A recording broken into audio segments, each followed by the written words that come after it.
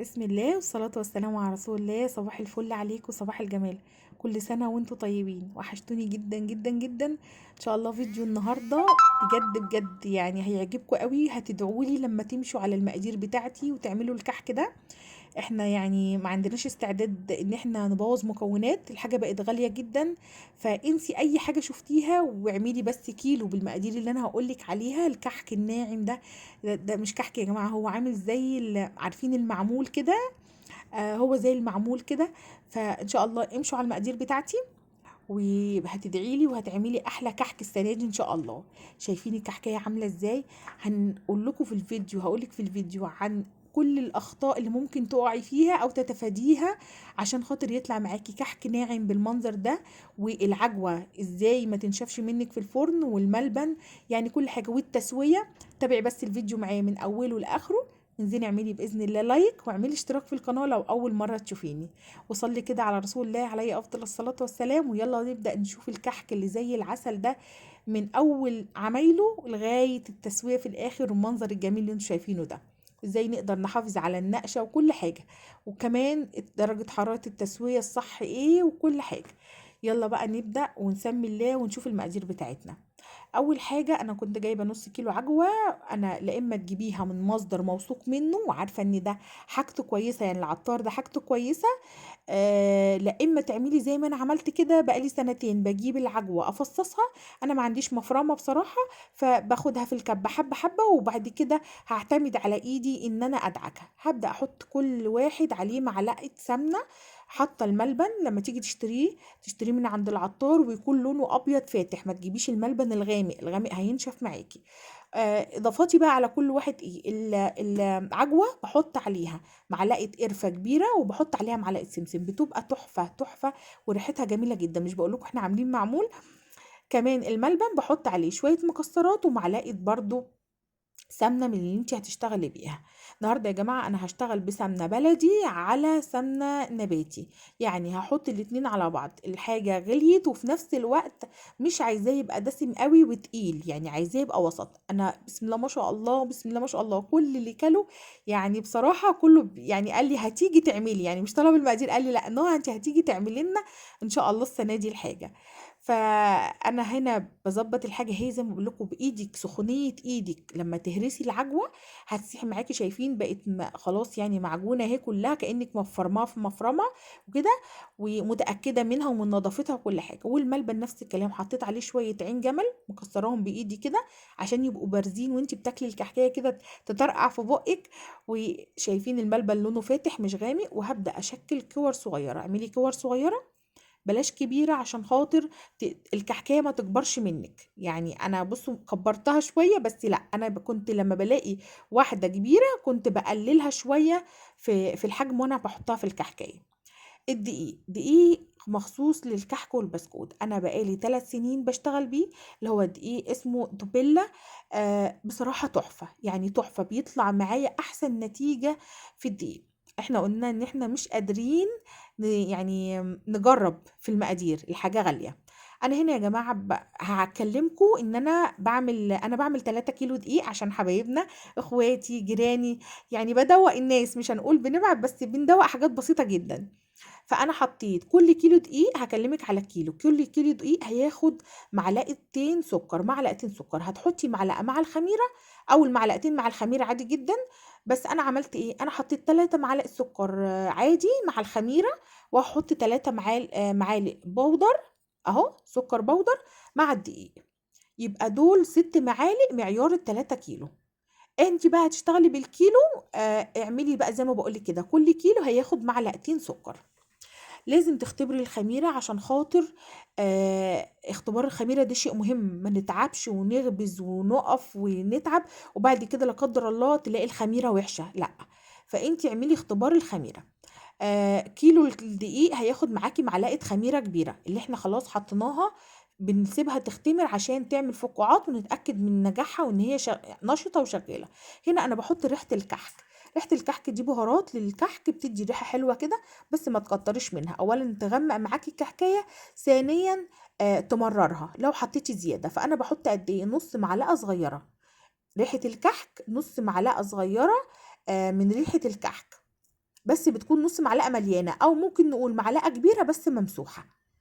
طيب البيكنج باودر بحط على الكيلو نص معلقه صغيره، يبقى هنقول ان ريحه الكحك بنحط معلقه ممسوحه، والبيكنج باودر بحط نص كيلو، والسكر معلقتين، واللبن البودر معلقتين على الكيلو. انا حطيت بس اللي موجودين عندي كانوا معلقتين بس، بيطعموا جدا وبيديله طعم وريحه مختلفه بصراحه. انا يعني في اي مخبوزات حتى البيتزا في اي حاجه انا بحب احط اللبن بودر جدا، فانتي حطي معلقتين او على الكيلو. كده احنا خلصنا المقادير بتاعتنا الجافة كلها، بس هندي بس رشة الملح اللي هتطعم معانا كده ايه الطعم وتبرز كل المكونات. وقلبي بقى المكونات الجافة بتاعتك كلها مع بعضها كده عشان ايه تدخل في بعضها، البيكنج باودر، ريحة الكحك، كل حاجة. هقولك على شوية اسرار وهيخلي الكحك معاكي مختلف تماما. طيب كيلو الكحكة الدقيق هياخد معانا قد ايه سمسم؟ 100 جرام، حوالي 3 معالق مثلا كبار سمسم. وده بيرجع لرغبتك انت موضوع السمسم ده، لان في ناس بتحب كتير جدا، في ناس بتحب وسط، في ناس ما بتحبش السمسم في الكحكة خالص، بس انا طبعا بحط لانه بيدي ريحة حلوة. انا هنا بقول لكم ان انا هستخدم كيلو من السمنة البلدي اللي هي البقري الصفراء اللي انا كنت مسيحاها قبل كده معاكم في الفيديوهات، وهستخدم 800 جرام من الكريستال اللي هي النباتي. وخدت من المكونات بتاعتنا دي حوالي 3 4 معالق من نفس المعيار، وسخنتهم جدا وحطيت عليهم بقى السر اللي هيخلي الكحك معاكي السنه دي احلى كحك. انا مش عايزه انا حطيت ريحه موز، بس انا مش عايزاها تبقى كتيره، فانا حطيت معلقتين 3. لو انتي بتحبيها يعني تبقى بارزه قوي، حطي العلبه اللي انت هتجيبيها من عند الراجل اللي هي الصغيره اللي انا كنت بصور دلوقتي وموريها لك. ريحه الموز بتفرق معاكي في الكحك جدا جدا جدا. سخنت بقى معلقتين 3 السمنه دولت، ورحت نازله بيهم على السمسم، عمل ريحه كده، ريحه الكحك وريحه السمسم وهي بتتحمص. وبعد كده هشتغل معاكم على البارد. بصوا يا جماعه، لو انتوا هتشتغلوا اكتر من 5 كيلو دقيق وهيقعد عندك فتره طويله، يبقى لازم تقدحي السمنه، لازم تنزلي بيها سخنه وتعملي على الكحك على السخن. ليه؟ عشان يحافظ على الكحكايه وما تغيرش طعمها ولا اي حاجه. لو انت هتشتغلي 3 كيلو زي مثلا كده، هتدي اخواتك وحبايبك وكده، ويعني مش عايزاه يطول عندك، فاشتغلي على البارد بيدي نتيجة احلى. وكل المحلات بره بتشتغل على البارد. انا نزلت بقى هنا في الارض، قلت لبنتي تعالي صوريني، لازم ابسه صح. نجاح الكحك هو البس، ما تسيبيش حتة في الكحك من فوق لتحت كده. لدرجة ان انا جبت طبق تاني وبقيت اخد حبة حبة ابسهم واحطهم في الطبق التاني عشان اتاكد ان الكحك اتبس صح. حوالي ربع ساعة بقى بس كده في الكحك، اللي هو تمسكيه بايدك الاتنين تدعكي.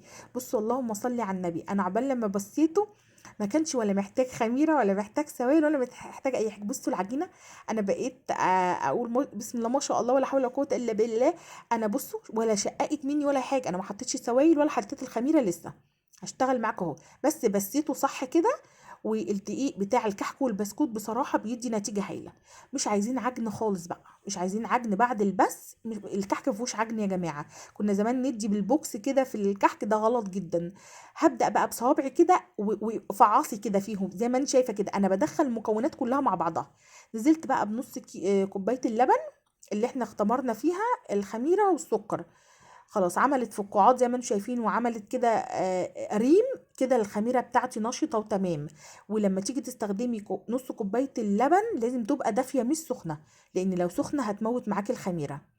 شايفين؟ قول اللهم صل على النبي كده وسموا الله.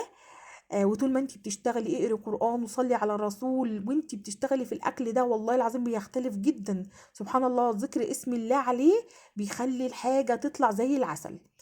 انا هنا بصوا، يعني انا عماله اقول هي مش هتاخد ميه، يعني انا متعوده ان انا مثلا بحط على الكيلو حوالي كوبايه ميه اللي هي ما بين الميه واللبن.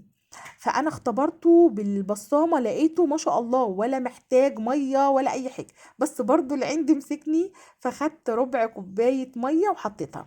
طبعا بصوا يا جماعه، انا بقول لكم الكلام ده كله ليه؟ لان فعلا ممكن العجينه ما تحتاجش سوائل معاكي حسب نوع الدقيق، وممكن دقيق اكتر حاجه هتحتاج معاكي سوائل. كوباية يا جماعة، كيلو الدقيق هياخد معاكي كوباية ما بين نص اللبن ونص المية.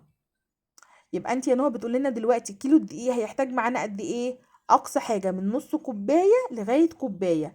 طب ايه احسن حاجة، اضيف لبن ولا اضيف مية؟ اللبن لو قعد معاكي الكحك كتير بيغير طعمه، فالافضل ان انت تستخدمي بين اللبن وبين المية.